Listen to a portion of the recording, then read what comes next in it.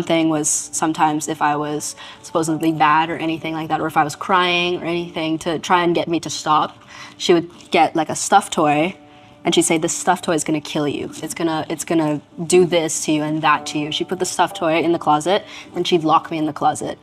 And then I was a toddler, I was like 3 years old, so I would always think like, this stuffed toy is really gonna kill me. I'm gonna die, I'm gonna die, I'm gonna die. Did you ever tell your parents what you were going through? When I was older, because at the time I didn't realize it wasn't normal. Oh.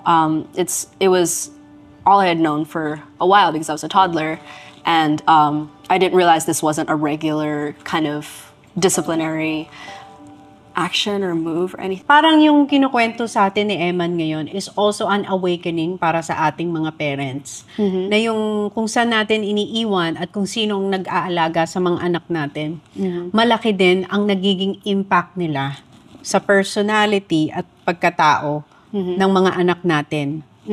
Yan ang magiging childhood memory nila. So kung anong ginagawa ng yaya or ng guardian, magkakaroon ng malaking impact yon.